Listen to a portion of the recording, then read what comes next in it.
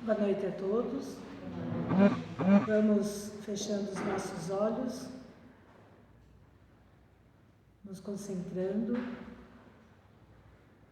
para que as palavras que podemos ouvir agora sejam um esclarecimento para os nossos pensamentos, que a gente possa cada dia mais ter esperança, ter fé. E agradecemos a acolhida deste local maravilhoso, os mentores que estão nos aguardando, que nos esperaram e prepararam esta casa para essa noite de hoje. Que assim seja, graças a Deus e graças a Jesus.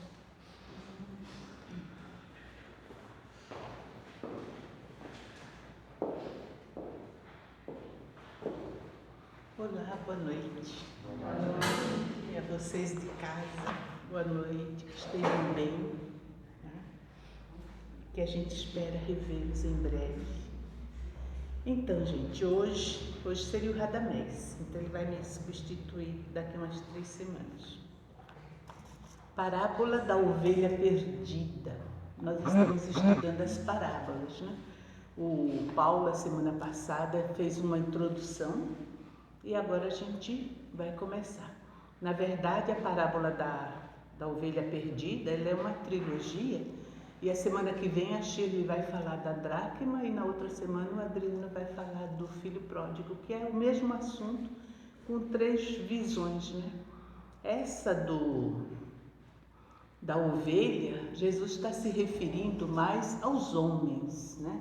Então, aí ele diz assim, no Evangelho de Lucas, capítulo 15, que homem dentre vocês, dentre vós, tendo 100 ovelhas e perdendo uma, não deixa no deserto as 99 e vai atrás daquela perdida até que tenha achado.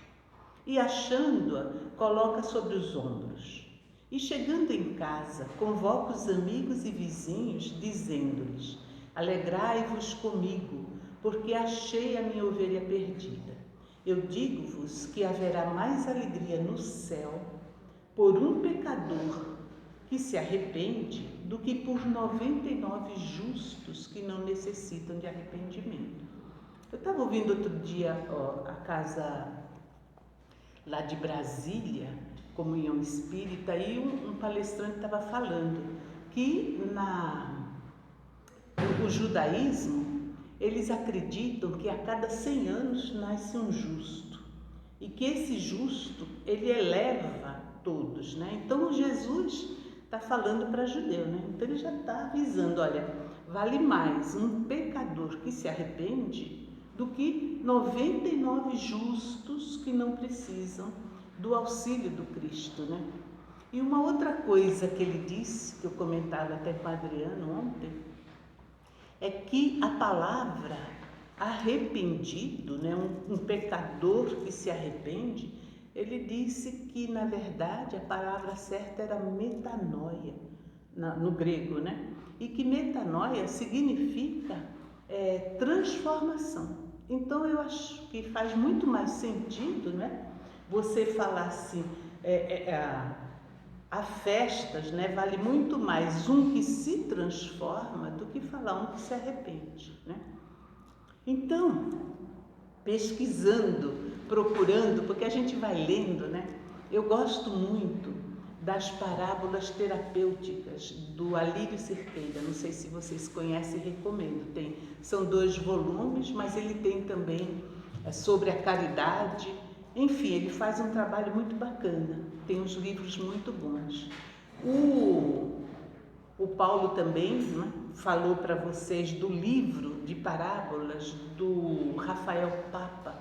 Também são 2 volumes, são muito bons, porque ele pega vários autores, cada um falando, dando sua interpretação, né? E o Alírio, né, ele fala que há júbilo no céu quando alguém se arrepende. E ele diz assim, o céu é a nossa consciência. E os anjos, né, esse júbilo dos anjos cantando, que os anjos são as leis divinas na nossa consciência. É uma visão totalmente diferente, né? Então, ele diz ainda, né? Essas leis divinas que nos convidam o tempo todo para a prática das virtudes, dos atos nobres, do bem, do amor. Então, as ovelhas, diz a Lídia, significa as virtudes que trazemos em estado latente. Então, essas virtudes estão meio que aprisionadas, o aprisco seríamos nós, né? Elas estariam meio que aprisionadas. E aí a gente começa, aí eu vou viajando, né? Pensando, né? Então, as virtudes estão latentes, né? Desejando se desenvolver e o fazem através do exercício diário. Porque o que faz o pastor com as ovelhas? Todo santo dia, né? Ele abre a portinha do aprisco, tira tudo de lá e vai pastar. E muitas vezes vai longe, procurando um pasto verdejante, procurando um local melhor, né? E é interessante porque o pastor, ele guia, né? Mas ele não carrega elas no colo. Elas têm que andar, têm que enfrentar as escarpas, ainda mais lá na Palestina, que o terreno é bem irregular, né? Então elas andam e vão e atravessam riachos e pode estar frio, calor, né? Tem que ir todo dia porque tem que comer. Então, essa fome, né? Que ela tem que alimentar todo dia. Não seria assim, fazendo uma comparação, a gente também não tem essa fome de Deus, né? A gente também é convidado por por esse Cristo interno que está dentro de nós, a caminharmos todo dia. Aí, domingo, fazendo aqui o estudo do Livro dos Espíritos, né, na 132, pergunta por que a gente encarna. Kardec pergunta, e a resposta, né, que quem estava aqui domingo ouviu, ou vocês assistiram, é que o espírito, para evoluir, tem que encarnar, tem que se envolver com a matéria, tem que vivenciar as vicissitudes da vida material. Então, as ovelhas, quando saem a pastar, né, o pastor chama, conhece cada uma, nós vamos ver daqui a pouquinho. E elas vão enfrentar tudo que tem pelo caminho, as armadilhas dos lobos, os salteadores, né? Quem narra isso muito bem é Davi, no Salmo de Davi, que todo mundo gosta, né, de ouvir, o Senhor é meu pastor e não me faltará, porque a maioria das pessoas fala, e nada me faltará. E a ideia desse nada já é assim, porque como ele diz que depois dos percalços vai encontrar o vale verdejante, então o Senhor é meu pastor e nada me faltará, achando que Deus vai dar tudo de mão beijada, né? Não me faltará, ou seja, não vai me deixar de dar incentivos. O pastor guia, mas a gente caminha atrás dele, a ovelha caminha, né? Então ele dá força, dá coragem, dá ânimo. Davi tocava flauta para as ovelhas, né? Então, e elas ouvem e sentem-se seguras, porque estão seguindo aquele, né? Mas cada uma tem que fazer seu esforço. Então, quando diz assim, segundo esse senhor que falava lá na Comunhão Espírita de Brasília, né? Que o certo é transformação, aí a gente entende que nessa transformação não há condenação, não há nada. Por quê? A ovelha se desgarrou. Por que ela se desgarra? Aí no Alírio tem todo um estudo sobre o ego, sobre as tentações, de como o ego se reveste é o lobo na pele de carneiro, né, de cordeiro, para seduzir. Então a gente deixa o caminho reto, o caminho certo, e nos entregamos às paixões, às exacerbações aí de instintos. A gente está vendo isso hoje no mundo, né? Nem precisa falar. Então, mas por mais que a gente se desgarre do rebanho, que se perca, o pastor está atento, o Cristo está atento, né? Então, o que as parábolas e muitos ensinamentos de Jesus deixam claro é que não há condenação, não há penas eternas, não há karma, né? Ah, mas e aí? Não é a cada um segundo suas obras? Sim, porque as próprias leis divinas trazem, nesse movimento da vida, a gente vai vivenciar, né? A ovelha perdida, quando ela se vê perdida, caída, talvez num despenhadeiro, ela grita, mé, mé. Ela está sentindo o medo de estar ali. Isso é a vivência. E ela vai aprender exatamente vivenciando. Não tem outra forma da gente aprender, né? Então, a própria circunstância trouxe a dor, trouxe o medo, trouxe o desespero. Quer dizer, a gente se afasta das leis divinas, a gente se entrega aos instintos, aos prazeres, enfim, né? Por ignorância, por desprezo das leis, aí cada um, né? Mas chega e aquilo começa a incomodar. E por estar incomodando, automaticamente a gente começa a focar em circunstâncias que está correspondendo àquele incômodo. Veja, se a gente quer comprar um sapato vermelho, aí vai para a Rua Floriana, que a Rua Floriana é a principal aqui de Itu, né? Você olha as vitrines, você nem vê sapato marrom, nem azul, nem amarelo, você só vê o vermelho, porque você está procurando um sapato vermelho ou um vestido de listra, não é assim? Então a gente não enxerga o resto. Se tem algo incomodando a minha consciência, eu vou automaticamente enfrentar situações que dizem, tem a ver com esse incômodo dentro de mim. Mas fulano é tão arrogante, eu sou arrogante, né? Mas aí eu começo a olhar a arrogância no outro, porque ela está pulsando dentro de mim, né? Fulano é temperamental, é mentiroso, é isso, é aquilo, porque isso está dentro de mim. Então, não é castigo, as ocorrências vêm para fazer a gente. Então, a cada um, segundo suas obras, é aquilo que você está semeando de dentro de você, você começa a atrair. Então, não tem, nessa questão que começa na 132 do Livro dos Espíritos, ele deixa bem claro. Se você não é egoísta, se você não é vaidoso, se você não é invejoso, você não vai sofrer as vicissitudes inerentes a esse tipo de ação, de inveja, de ganância, né?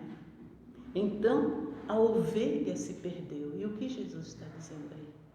Que ele foi buscar. E quando pegou, não teve recriminação. Imagina a alegria da ovelha quando vê o pastor chegando, né? Entende? E pela debilidade, pela canseira, pelo medo dela, né? Porque o bichinho, às vezes, quando está com medo, treme, né? Então, pega, dá. E interessante que fica assim, tanto no Evangelho de João também, Jesus coloca, tem até um quadro, né, do bom pastor, a ovelha no ombro. Por que no ombro? Fiquei matutando hoje, enquanto fazia comida de manhã. Por que no ombro? A altura. Ele não humilha, não bota lá embaixo. Vem, fica, vamos ver o caminho juntos.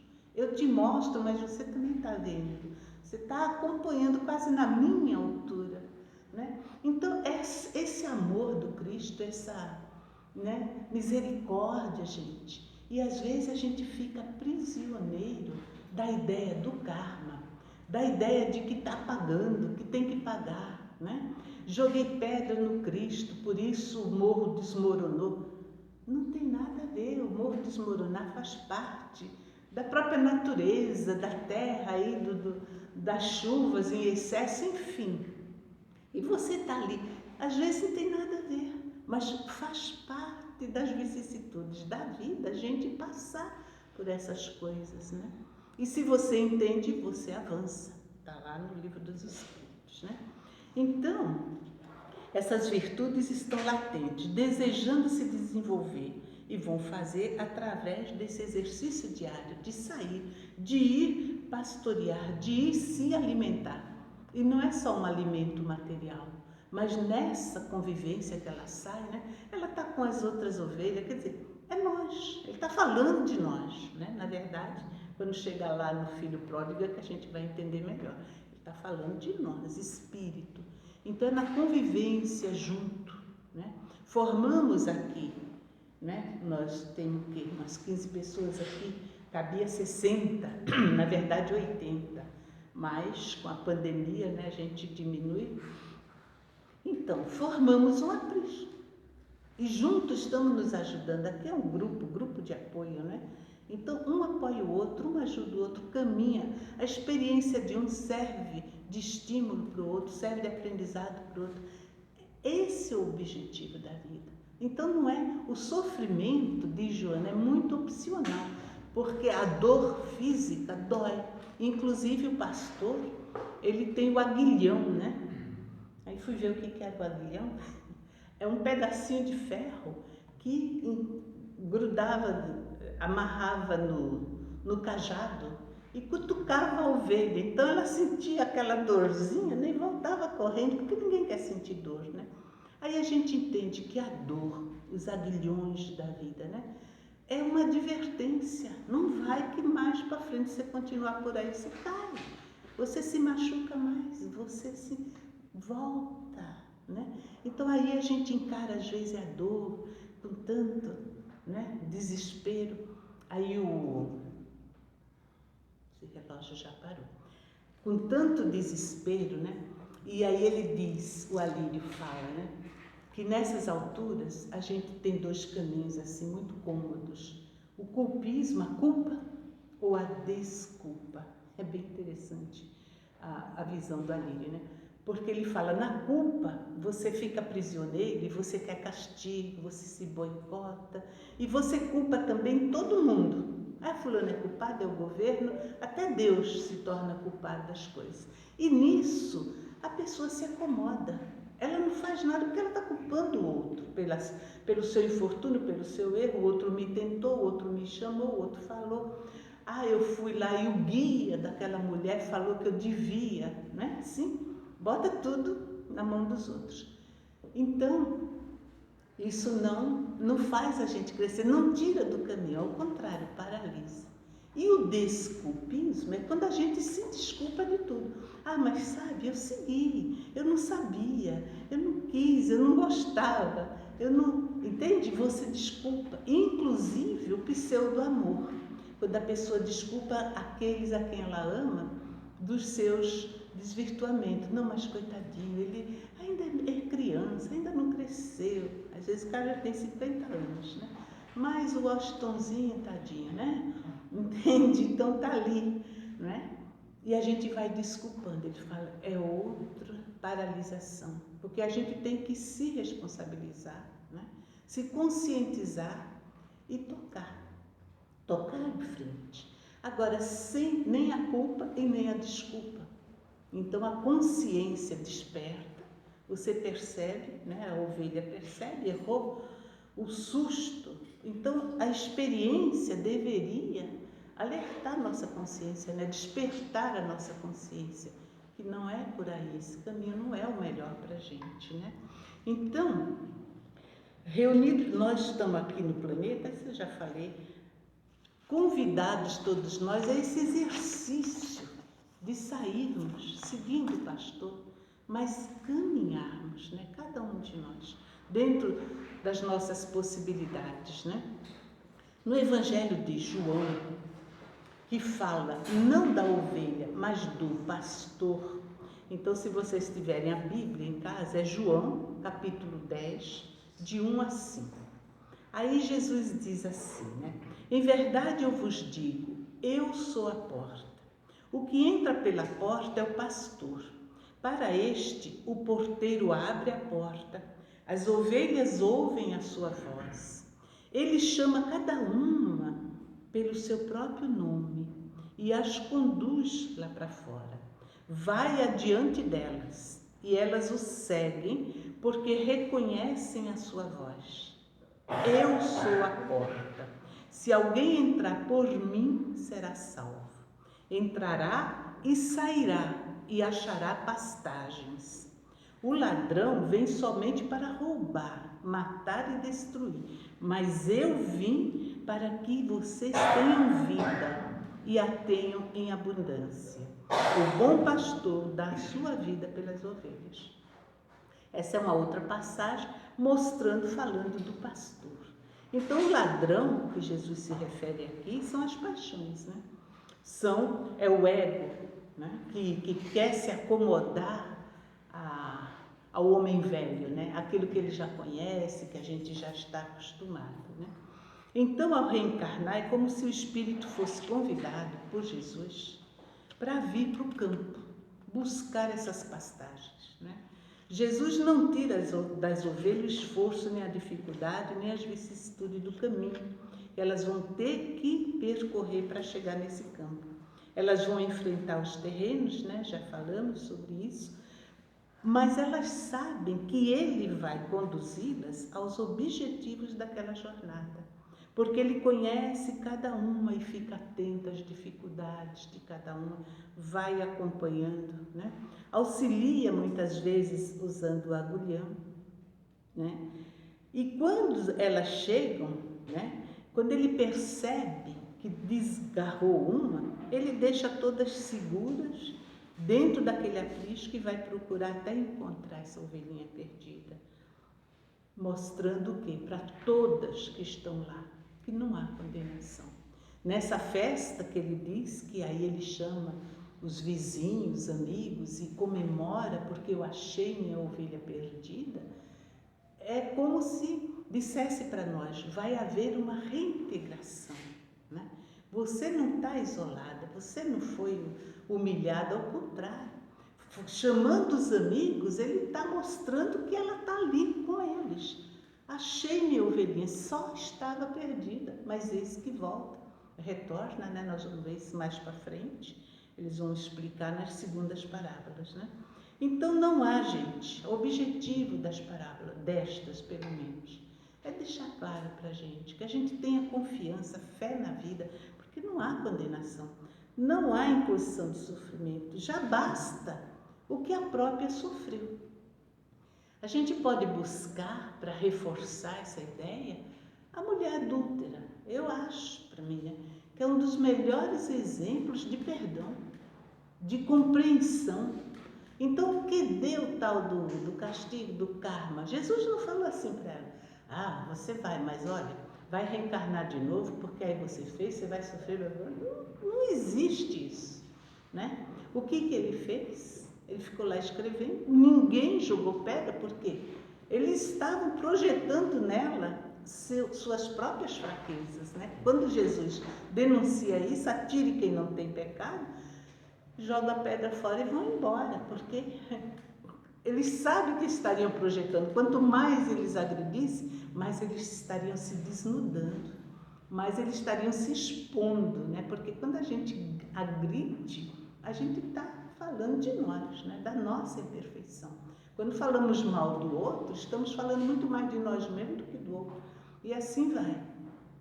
E ele olha para ela, e aí? Ninguém te condenou, não é? Não, mestre. Imagina o medo que essa mulher estava de ser apedrejada, de morrer através de uma violência, né, tão cruel. E não, ela tinha ali plena consciência do que fez, das suas fraquezas. Mas o mestre vai, nem eu tampouco. Vai e não peques mais. Gente, tem coisa mais misericordiosa e maravilhosa na vida. E quem de nós não tem um passado meio culposo? Quem de nós não gostaria de estar ouvindo Jesus falando, vá, não peques mais, mas vai, segue tua vida, vive, larga esse fardo da culpa, do medo que te aprisiona, que fica podando tua alegria de viver, porque muita gente, isso os psicólogos podem explicar bem, o boicotador, né?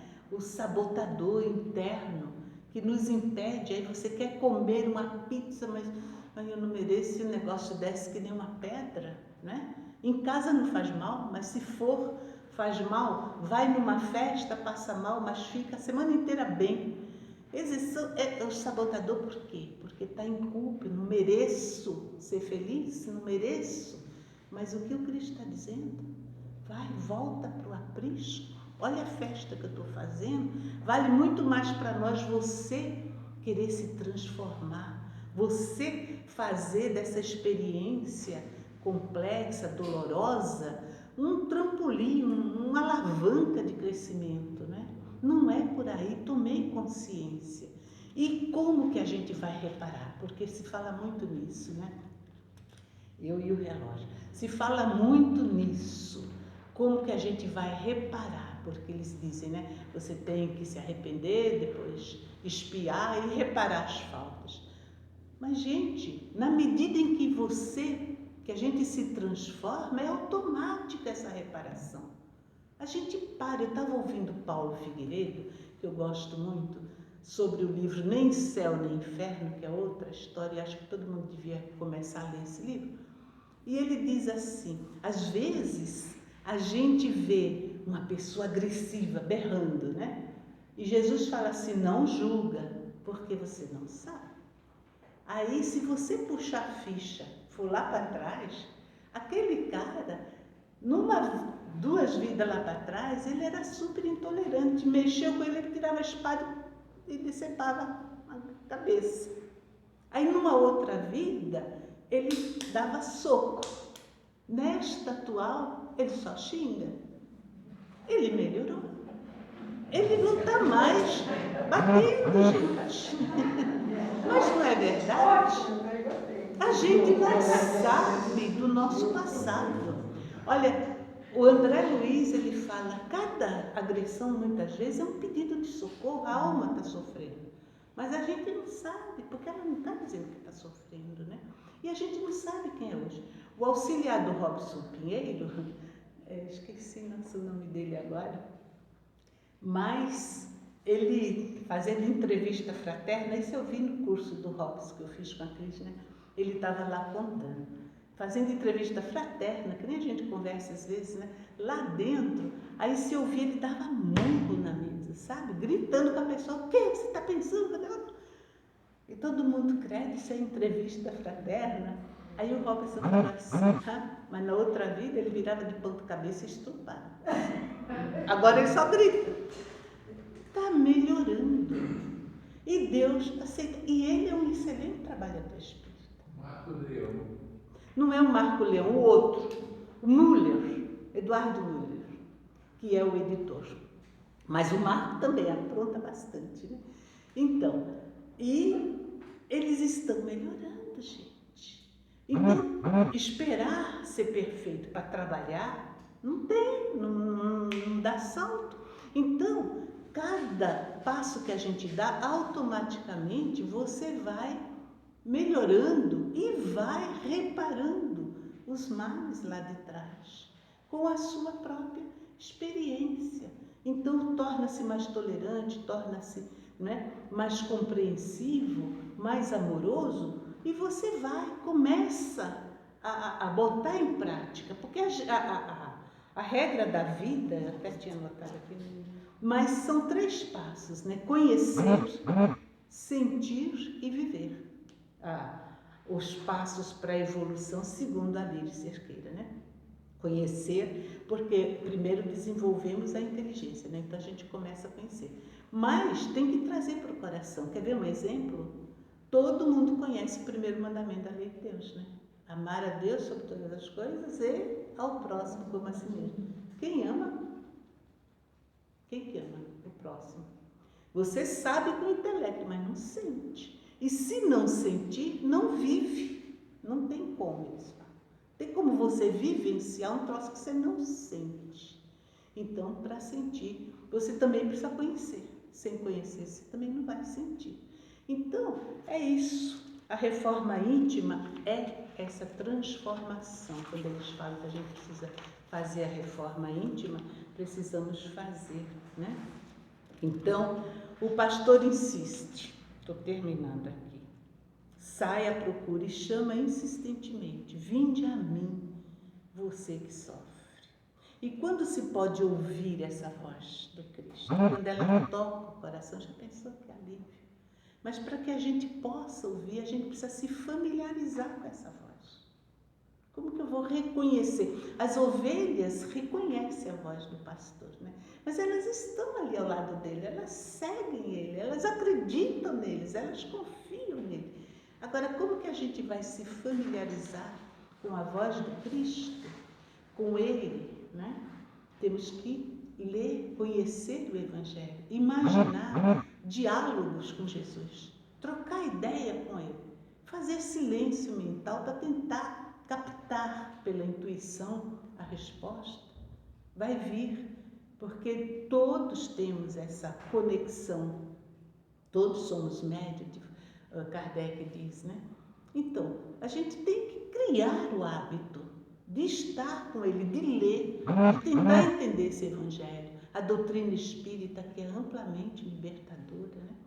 Então a gente precisa se familiarizar com isso. Não basta, é aí que eu falo sempre, fazer um Evangelho no lar uma vez por semana é bom, mas gente, é insuficiente. 15 minutos em 7 dias, de 24 horas ao dia. Então é preciso. Aí vocês pegam assim Teresa d'Ávila, né?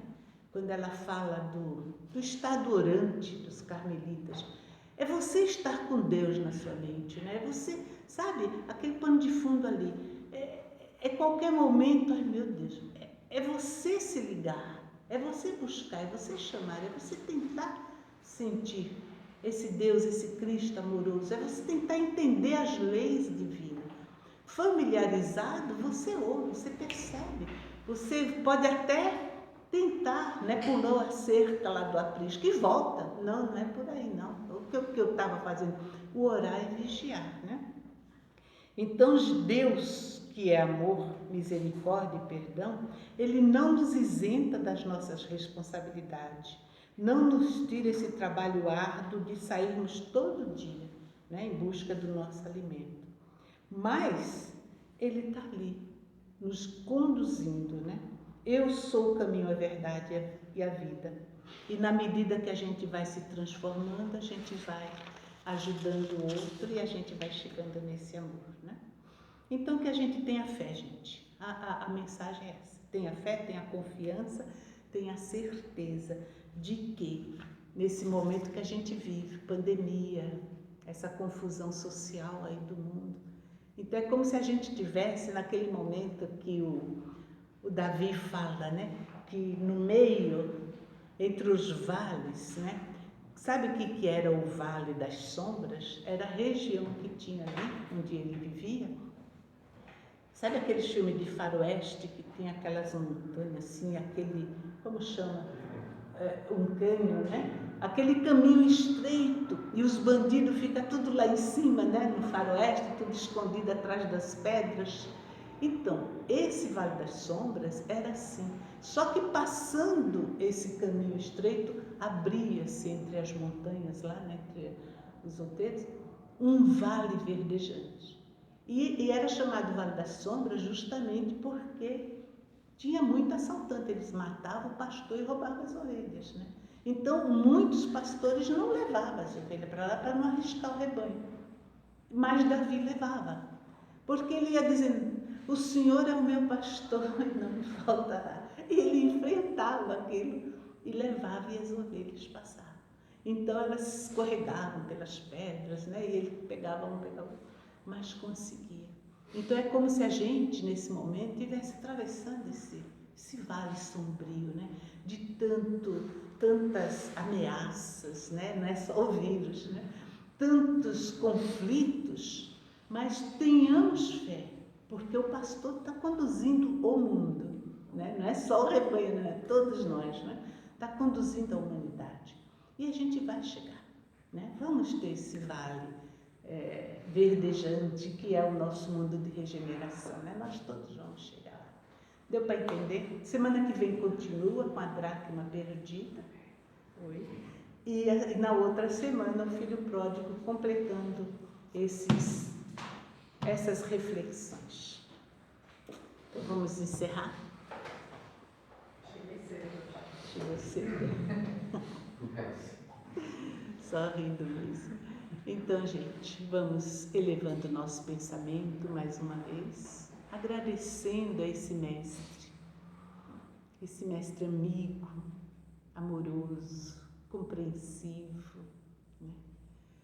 Ah, Jesus, vamos buscando pelo pensamento, vamos imaginando nós como ovelhinhas E Ele chegando e nos acolhendo, nos carregando um pouquinho, para que a gente tenha um descanso momentâneo, para que a gente possa recuperar nossas forças e continuarmos a nossa jornada com muita fé, com esperança, confiança na vida, confiança em Deus irrestrita. Somos espíritos imortais, não podemos esquecer. E tudo é passageiro, tudo passa. E quando passa, fica o aprendizado, ficamos mais fortes, mais conscientes, né? E passo a passo a gente vai chegar à perfeição através dessas caminhadas. Que Jesus nos abençoe, que a gente aprenda, Senhor, a partilhar com o próximo todas essas bênçãos que a gente recebe a cada dia, a cada momento, e nem nos damos conta do quanto não só Jesus, mas a espiritualidade amiga nos dá força, coragem, do quanto eles nos ajudam na caminhada. Quantas bênçãos, meu Pai, quantas bênçãos a gente tem no nosso dia a dia. Que a gente possa agora vibrar por todos que estão sofrendo, por todos que estão desenganados em seus leitos de dor, por todos que estão com vírus, com muito medo. Que sintam essa mão amiga, seja na sua própria mão, na testa, no seu corpo. Sinta a energia da equipe espiritual atendendo cada leito de dor. Não tem ninguém desamparado. Que as famílias enlutadas possam sentir a força, alimentar a fé, a confiança de que os seus entes queridos estão bem do lado de lá. A vida prossegue e que a gente possa, nessa confiança, vibrar amor e paz, não só para os nossos, mas para todos que estejam em desespero. Que Jesus abençoe o nosso planeta e todos os reinos da natureza, para que haja paz e harmonia e a felicidade que a gente tanto deseja. Uma boa noite a vocês todos. Obrigada pela presença, pela audiência, tá? E sintam-se abraçados. Muita paz no seu coração. Graças.